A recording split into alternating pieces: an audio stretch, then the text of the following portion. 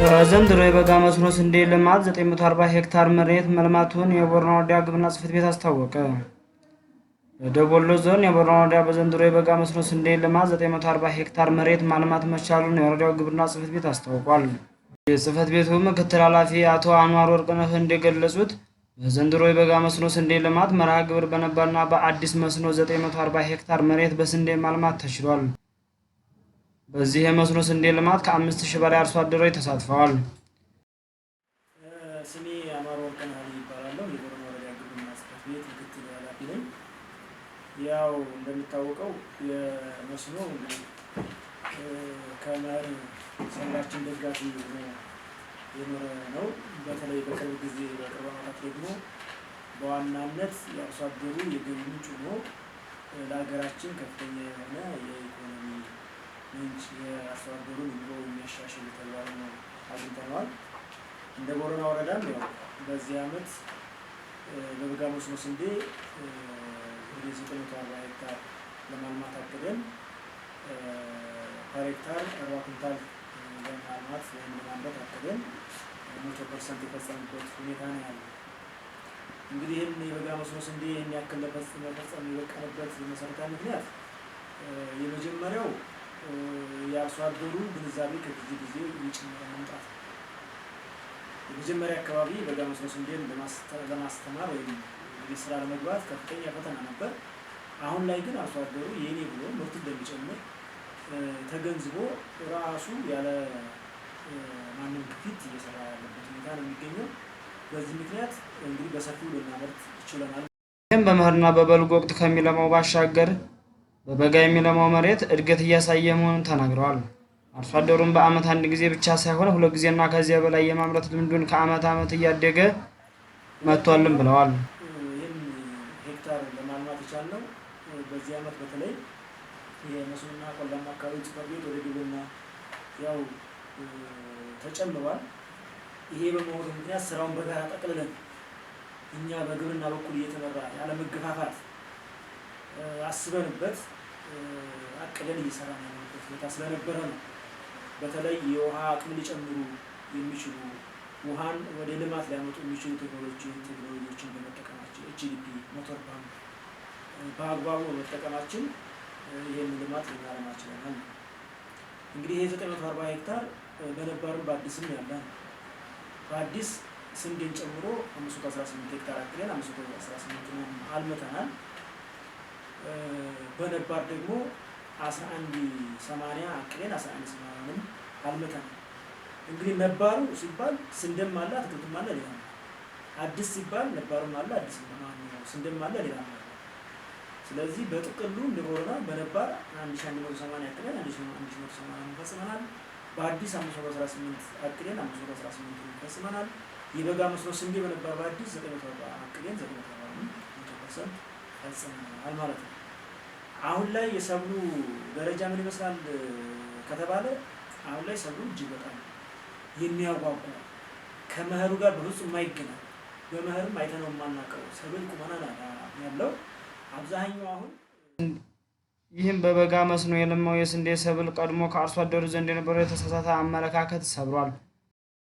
አሁን ላይ የስንዴ ሰብሉ በጥሩ ቁመና ላይ እንደሚገኝም የገለጹት ምክትል ኃላፊው የተሻለ ምርት የሚገኝበታል ተብሎ እንደሚጠበቅ ገልጸዋል። በተለይ በክላስተር ሰፋፊ ክላስተር የተጠቀመባቸው 033 032 034 02 04 026 እና የመሳሰሉት ቀበሌዎች በሰፋፊ ክላስተር አልምተናል ማለት ነው።